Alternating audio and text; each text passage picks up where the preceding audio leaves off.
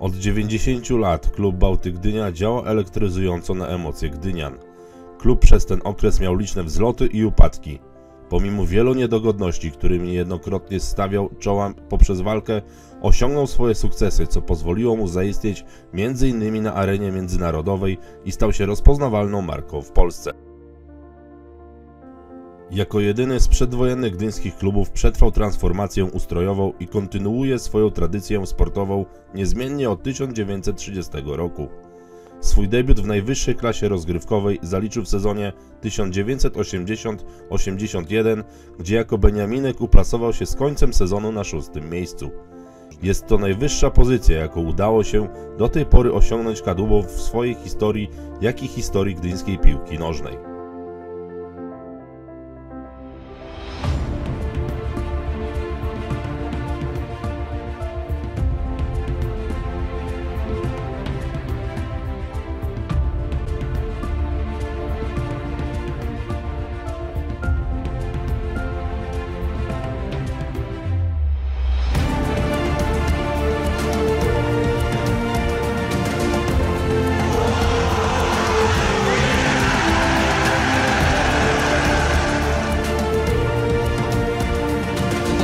Dośrodkowanie i będzie 1-0, brawo! Teraz bramka jest... Sytuację Rafał Klajsmit, bardzo ładny strzał, okienko bramki od Wolisław i Piotr Urbańczyk był bezradny. Oruszewicz, tak, spokojnie, to chyba już ostatnia akcja.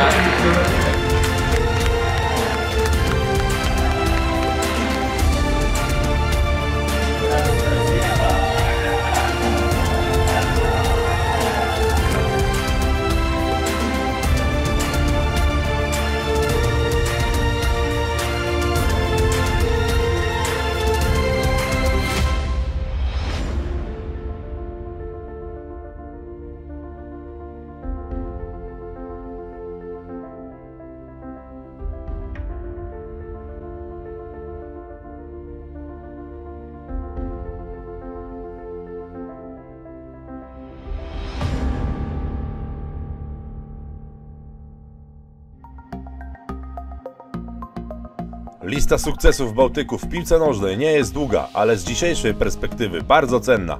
Wspomniane 6. miejsce w Ekstraklasie w sezonie 80-81, kiedy to zabrakło punktu do wicemistrzostwa i gry w Pucharze UEFA, czy półfinał Pucharu Polski w 1985 roku, to najcenniejsze zdobycze. 7 sezonów w Ekstraklasie, 19 na jej zapleczu. Wspominając te czasy, sympatykom stoczniowego klubu zapewne łezka wokół się kręci. Juniorzy Bałtyku również zapisali się srebrnymi zgłoskami w historii. W 1982 roku zdobywają wicemistrzostwo Polski w finale, ulegając Wiśle Kraków 2-4. Dzisiaj z utęsknieniem czekają na zdobycie regionalnego Pucharu Polski i powrót na szczebel centralny. Chociaż Bałtyk jest najbardziej kojarzony z piłką nożną, to nie można zapomnieć o innych sekcjach, które na przestrzeni 90 lat funkcjonowały z mniejszymi lub większymi sukcesami. Przeszło 20 sekcji, a liczba sportowców z mewą na piersi stawiała Bałtyk wśród największych wielosekcyjnych klubów w Polsce. Tuż po wojnie powstała sekcja lekkoatletyczna, która stopniowo rosła w siłę, by w 1974 roku awansować do pierwszej ligi. Europejską czołówkę w tym czasie tworzyli tyczkarze pod okiem trenera Walentego Wejmana. Talent Władysława Kozakiewicza eksplodował w Moskwie w 1980 roku, gdzie został mistrzem olimpijskim. 3 rekordy świata, 6 rekordów Europy to tylko niektóre z jego wielu osiągnięć. Kilka lat później medale Mistrzostw Europy zdobywał Marian Kolasa. Inny olimpijczyk, który etatowo zbierał laury dla Bałtyku, to Jerzy Hewelt, m.in. 5-krotny mistrz Polski w biegu na 400 metrów przez płotki. Z kolei Edward Kozakiewicz reprezentował sukcesami Bałtyk w dziesięcioboju. Lata 80. to najlepszy okres lekkiej atletyki w Bałtyku. Nie sposób wymienić wszystkich medali mistrzostw Polski zdobytych w tym czasie. Szkoda, że królowa sportu, której reprezentanci aż 79 razy stawali na podium Mistrzostw Polski w kategorii seniorów, znalazła się w Gdyni na krawędzi bankructwa i likwidacji. Po wielu perypetiach lekkoatletyka kontynuowana jest do dzisiaj w klubie lekkoatletycznym Gdynia. Inne sekcje, które dalej funkcjonują, to motorowa. Dużo emocji kibicom zapewniły piłkarki ręczne, które w 1991 roku awansowały do pierwszej ligi, i koszykarki. Biedny Bałtyk uratował jeszcze biedniejszą Spójnię.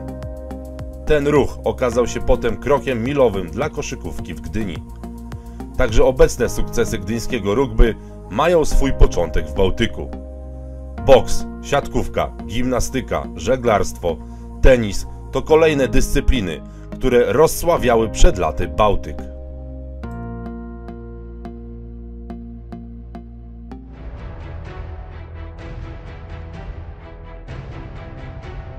Bałtyk Gdynia zakończył sezon 2018-2019 na 8. pozycji. Po odejściu trenera Letniewskiego, dużych przetasowaniach w składzie i aferze ze sponsorem oszustem, biało-niebiescy zajmują obecnie ostatnią pozycję w trzecioligowej tabeli, a klub liże rany. Mimo to najzagorzalsi kibice Bałtyku nie składają broni.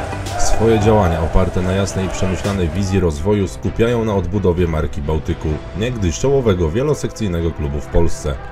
Liczne oraz cykliczne akcje charytatywne, Akcja Święta, czyli biało-niebieski Mikołaj Bałtyku Gdynia, którą kibice kultywują już od 17 lat, czy obecność podczas różnych uroczystości rocznicowych, to tylko niektóre z nich. Aby gdynianie nie zapomnieli o Bałtyku, potrzebne są środki finansowe, te zaś pozyskiwane są dzięki zbiórkom, sprzedaży gadżetów, cegiełek czy determinacji i pomocy życzliwych osób. Jednak jedno z głównych założeń to integracja gdyńskiej społeczności poprzez sport, z herbem Bałtyku na piersi. Wypełnia je Akademia Piłkarska, która mimo przeciwności losu walczy każdego dnia o lepsze jutro. Akademia wraz ze starszą młodzieżą macierzystego SKS Bałtyk skupia łącznie prawie 300 zawodników, regularnie trenujących pod okiem kilkunastu szkoleniowców. Akademia odpowiada za szkolenie początkowe do kategorii juniora młodszego włącznie. Wszystkie roczniki rywalizują w rozgrywkach ligowych bądź turniejach. Domem klubu, jak i Akademii są obiekty Gdyńskiego Centrum Sportu przy ulicy Olimpijskiej 5 w Rydłowie. Nierozerwalnie związane z historią stoczniowego Bałtyku.